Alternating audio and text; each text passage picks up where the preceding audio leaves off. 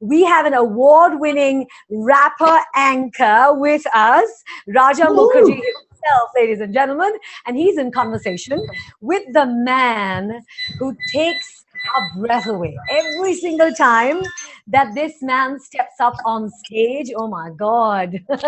And yes, he's done India very, very proud as, on international platforms. So Raja, without further ado, take it away, Vod. Ladies and gentlemen, wherever you are, give him a round of applause because I'm doing that right here. This man has been setting benchmark quality in entertainment for the last 2 decades. And today we're going to have a conversation with none other than Dr. Terence Lewis. And let's see what he thinks about all of this, right? I'm doing very good. Thank you so much for a fantastic introduction. I'm glad you said rising to rags. You didn't finish to riches, but that's good. I'm still acquiring the riches. I mean, the hustle never stops, I think. It's always the hustle and the grind in life. I guess. I mean, do you have anything to say right at the top of your head about this session and right before we go inside and kickstart this session today? Absolutely. I have a disclaimer to all of those young people who are listening to me that, because my topic already says that why motivational talks don't work. So maybe even this may not work. But still, why are you here and what can you gain out of it? So let's just put a clarity about that. Whatever I'm going to be talking to you right now or speaking to you right now, about this topic and otherwise also about life. Basically, I have my 3 sources. So from where I'm getting this information. One is, of course, I have also read a lot about, how to, live life and how to kind of, motivate yourself. I've read almost every possible book, that is about self-help and about psychology and understanding life. But beyond that, I'm also 45 years old. I have my own personal life experience that also, kind of also informs my, that informs the kind of decisions, the kind of, understanding that I have. So partly whatever you hear, remember, it's not original. So whatever I say to you, partly will be from what I have learned, online, what I have read from my books, from my experiences, with the written word, but also a lot of it also comes from my personal life journey. Just to let you know, I'm 45 years old. I have been through both emotional highs and lows, both in careers and also in personal life. So it kind of also led me to analyze why things worked, why things didn't work. So it's not like, I'm from the outside analyzing a situation. I've been in certain situations probably in different, levels of, emotional highs and lows, but pretty much there to kind of know how things function for a human being. In this journey of life, answering your question, because I have had this ability to taste success, small successes, I have always asked myself after achieving that success, small successes, like for example, from having 20 students, having 40 students, okay? That was my goal in 2 months. And I achieved that. It was reasonable. And it made me realize when 2 months ago, I was thinking to myself, अगर मेरे पास 40 होते तो मैं सच्ची में सबसे खुश इंसान होता. And I've got that and I've realized, अच्छा, जब हासिल हुआ, just before I was getting that 40, it felt like a kick. जैसे वो मिला, धप करके वो feeling ही नहीं आई. फिर और, and then I asked myself, okay, this is going to go on. Where is it going to end? Is there an end? Or is it infinity? If it's infinity, I don't want to play this game. Because there's no satisfaction. You reach there and again you're unhappy. You reach there again, you want more. So I started to kind of, ask these questions quite often. And it took me to a place where I said, okay, I need to really find what is this game called life? How is this mind functioning? Why is my mind making me do this? And why is my mind sometimes not making me do this? Why is in my family the same instruction given to me and we are the same parents, but I am reacting to my mother and father in a certain way, but my brother is reacting in a very certain different way? Why am I unemotional or emotional? Why is my other sibling not emotional? But the same lecture that my mother is giving. So I started to realize that, beyond me and beyond my personality, there is a certain way human beings function. And that is the psychology of the mind. And I started becoming very interested in the mind. And I started analyzing my own success, my own failure, my friend's success, my friend's failure. Some things I discovered and some things I said, oh, there's a formula to this. And some things I have to humbly say, I don't know. Pata nahi kaise ho jata hai. But how much of these things also happen to emotions, do you think? And also, why this topic? Are you because nowadays you are also categorized as a motivational speaker. A lot of people look towards the journey that you've accomplished, because as Yeah. you know, it's all about the journey and not the destination where you have to reach. So why do you think motivational talks don't really work, Dr. Lewis? So because I was a motivational speaker and I thought I was a good one and I thought I should have had success, but I realized I was not getting success with people. So my talk was successful, but how do I evaluate that talk? Okay, I made a great lecture. I made my points very succinctly. So okay, I was successful for that moment, but the real proof is in the pudding, which means has the people who have the people who have listened to you been able to implement what you have spoken? And if there you find failure, that means your talk is a failure, no matter how well you presented it, which means your talk is very superficial. So I realized that I was also a part of this inspirational industrial complex, which basically sells, inspirational talks and, makes money out of it. And I realized this is empty. There's a certain emptiness to it, that Sure. there is no, when you evaluate the performance, when you see the product, it looks very good. When you start evaluating the performance, you say, hey, it's not working.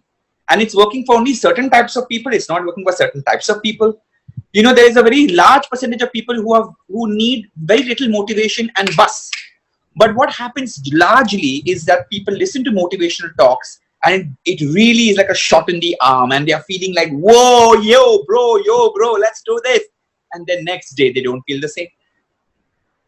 Absolutely. What has happened? Yeah, that actually gets me to the next question, because we do understand, like what we hear, what we listen to. You are what you eat, is what they say. So what you listen to, what you consume, what you become. But how do we make this work? Because we are listening to amazing conversations and topics, right? Because this is a theory that has been practiced somewhere and hence it's out there. What's the difference between somebody changing and a transformation? How do we make this entire system work? Yeah. So change is very small. Like change is saying, okay, today I wore this clothes and tomorrow I'll wear another. It's very superficial change.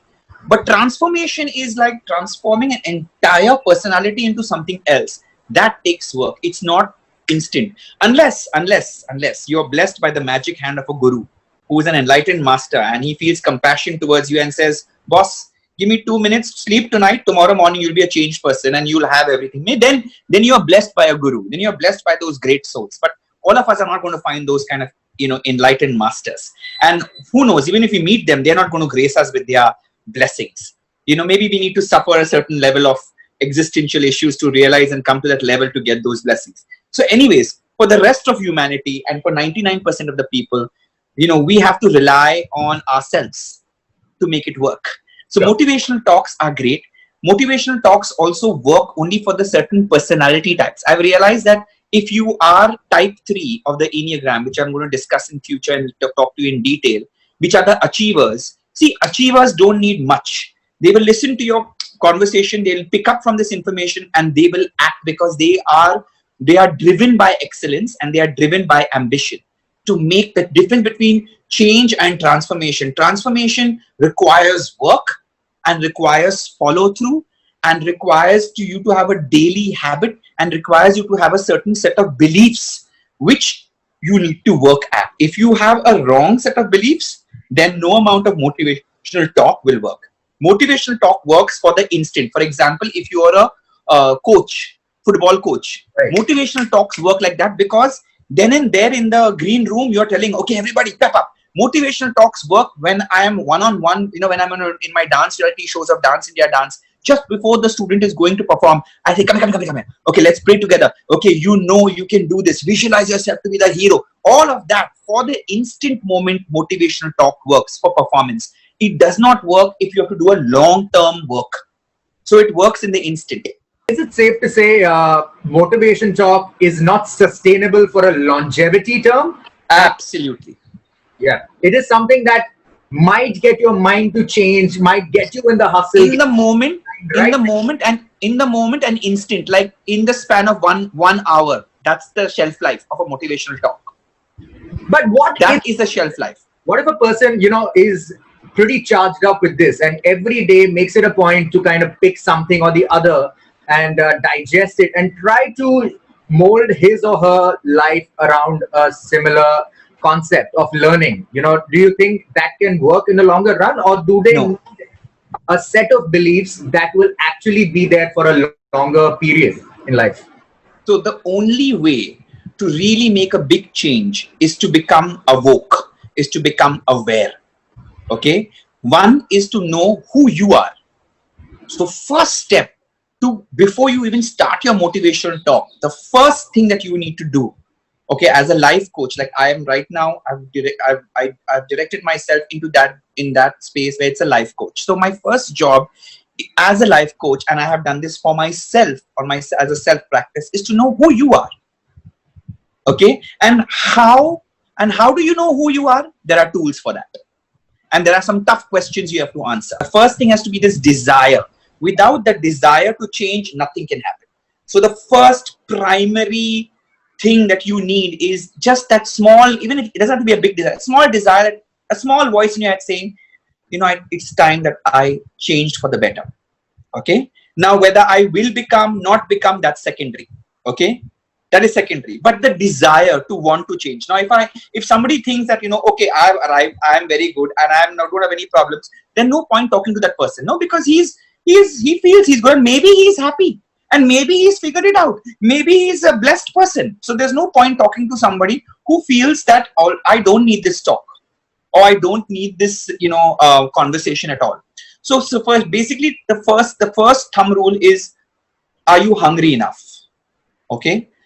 How much do you yearn to really, make your life better? So the first thing is desire. From there comes the fact that you need to realize that nothing can work if you don't. Your desires can be anything. I want to buy a car. I want to be famous. I want to make a lot of money. All great. All these are valid dreams. But before you do that, first you have to ask yourself, who are you? Okay. So that question needs to be answered. Now I'm not asking a very spiritual question of who I am. I'm asking a very simple question. Who am I? Okay. Start with your, a simple name. My name is Terence Lewis, or whatever it is. I'm so many years old. All basic truths, to go into filtering to more personal truths. What are the things I like people to know about myself, and what are the things I don't want people to know about? What are my strengths? What are my weaknesses? What are my fears? Okay, what I like, what I don't like. To understand your personality is number one, because it is not the aptitude, it's the attitude that makes the decision, that makes or breaks the person. If you have the right attitude, you can have zero aptitude in many things, and you can still be successful, you can still be rich, and you can still be happy. Then you go into a little bit more, what do you think of yourself, and what do you assume people think about you? Then your next step would be to ask your family and friends, what do they think about you? To just verify if you're on the same page. Your ego may think a lot of things, but your parents and friends will tell you, boss, तू जो सोचता है ठीक है, लेकिन तू तेरी असलियत ये है. So दूध का दूध, पानी का पानी, and nobody can be better than your friends. Don't go to fans and to people who look at you, and don't go to your lover unless that person has been living with you for 2 years and knows the shit about you and says, listen, I know the truth about you, ये तेरी सच्चाई है. But if you are just in a new relationship and you go to the person, baby, tell me, तुम मेरे बारे में क्या सोचते हो? वो तो मतलब आपके बारे में वो अच्छी चीज बोलेगी. Baby, so don't go to such a person. Go to somebody who has known you for at least more than 2 years in a very deep way, not in a superficial way. Right. Okay. The next step is to use a beautiful test that I used in my life, which is called the Enneagram test. So I in my research and understanding of human life, there were two very important people who really informed me in a big way. One was Sigmund Freud, who talked about sexuality and how personality develops from sexuality. And the second person is called the father of psychology also. So you can read about him, Sigmund Freud. The second person is Carl Jung. Carl Jung he brought in the concept of personality.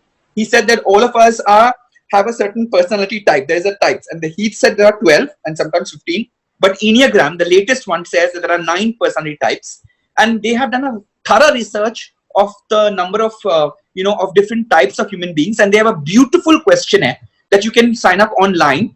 Those of you who are listening, you can go on to write Riso Hudson, RISOHUDSON, free Enneagram test. You can do this online. It's free. So the first thing is to know. So the first thing is very simple: who you are, what you want, why you want it, how you want it, you need to know, and where can you get it. So these are your 5 very important questions. But from there, the last 2 are not important. Who you are, to know what kind of a personality you are. What do you want? Okay, that's also very important to have a clear vision board. Third, why do you want it? So then you will come to know, अच्छा, you know, बचपन में ना मेरे एक दोस्त ने ये कहा था मेरे बारे में. So all of that, you know, personal angst, it's all good. If you're using all your personal pain to fire you up, it's great. As long as you realize how you're using and channeling it. Okay. Or if you feel that, you know, only when I do it, people love me. So basically, to understand why you want, what you want is very important, and why you want, super important, because that is the fuel and the engine that is the fuel that will drive you. The why will drive you. The what is the clarity of the vision that you want. The why is the fuel that drives you towards that vision on a daily basis, because on a daily basis you may not have a motivational speaker, and that is why you will need to be disciplined. You will not need to know that it's hard work. Whatever you want will require hard work, but it's very important to realize why you want it, and then you have to know how to get it. How safe is it to say that there are 2 types of thinking, emotional and rational, and usually people make very emotional decisions when they actually have to make a rational decision? And to just join something to this is a man like you who's been in the industry for 20 years plus, right? 2 decades plus. Started off, touched the peak, still scoring a high above. How is that hunger still maintained, and what gets the hunger for more in the game? You know, because that's what you just spoke about. Yeah. Enough, right? But how do you keep getting hungry? How do you keep evolving and absorbing all of these things? Okay. So initially my hunger was very, very, let's say, grassroots level, कि मुझे पैसा चाहिए, मुझे अच्छा life चाहिए, basic. I didn't have any फंडा कि मुझे वर्ल्ड को चेंज करना है, मुझे दुनिया को चेंज करना है. Sorry for the colloquial Bombay language, घंटा, ये सब नहीं आया था मेरे दिमाग में. Okay. I was boss. मैं गरीब चाल में रहता हूँ. मेरे को चाल से मेरी मम्मी ने ऑलरेडी बोला है, अगर तुझे शादी करना है तब I thought I would be married by 25 whatever. ऐसे तुम्हें अपना खुद का घर बनाना पड़ेगा, घर पे बीवी को मत लेके आना. And she told that to all my 4 brothers. We have 4 brothers, 4 sisters. So we all knew that we had to be independent. So our first focus was कि मुझे पैसा बनाना है, मुझे independent बनना है. So I didn't think कि oh, dancing is my passion. ये सब नहीं सोचा. मैंने देखा कि अच्छा, मुझमें इसको यहाँ सामने से मुझे ऑफर आया कि डांस सिखाने के लिए, मैंने लपक लिया. जो अपॉर्चुनिटीज आई मैंने उस पे झपक लिया. So I didn't see, मुझमें मेरा इंटरेस्ट था थिएटर, मेरा इंटरेस्ट था to get into films and get into acting, but मुझे वहां पे ऑफर ही नहीं मिल रहा था और रिजेक्ट हो रहा था. तो I was getting more success in dance, और तब मुझे पास कोई डैडी नहीं था who was, you know, saying okay बेटा तुम जो करना है करो, घूम के आ जाओ Mumbai. I was from Bombay only, but I'm just saying that I didn't have anybody like that. My father's like, boss, you take care of your life. This is your life. You decide. I've educated you till 10th standard. उसके बाद तुम्हें क्या करना है, पढ़ना है पढ़, अगर तुम्हें मैकेनिक बनना है तो मैकेनिक बनो. So we had very clear cut. My father was very simple. He said, मैं अनपढ़ हूँ, मैं लिखा पढ़ा नहीं हूँ, मैं 10वीं तक पढ़ाया तो ये मेरे लिए बहुत बड़ी बात है. अभी तुमको ज्यादा सीखना है, पढ़ना है, तुम अपना कमाओ और निकालो. So by the age of 15 itself, you know, we knew that we had to take care of ourselves. So somewhere that hunger then was very different. Then when I achieved certain amount of success, you want, you know, you kind of feel, okay, I want a certain amount of wealth. So it was very personal. But after a certain point, especially at the age of, I think, 35, when I got my break in television, I already done 10 films, I got my success, I bought my house. You know, afterwards, and I realized that, you know, I was feeling very empty. कि अच्छा सब कुछ हासिल किया लेकिन अंदर से एक emptiness है. Okay? So I first, some emptiness was personally because of personal, you know, strife and, you know, certain things that were blocking me. So I you know, I had a friend of hers who was a psychologist. She used to talk to me. So we had a lot of discussions. And personally, I had read a lot of books on journeys, on how similar people who have a similar situation in life. So I had a very good support system in my friend who was a psychologist. And she was kind of also talking to me as a general person, you know, like just off and on. And I was curious to make myself better. So, okay, I went into that. But now, in my life, the hunger comes basically from the fact that I know that my life has been blessed. When I see people around me and I see ki, boss, there's so much people go through. And I keep myself wondering ki, I could also have gone into that place, but somehow I've been protected. Somehow I got some blessings. Somehow For some reason, I don't know why I am here and I'm in a better position. But I'm sure it's not because of my mehnat. It is not because I am talented. It's not because I'm hardworking. It's not, no.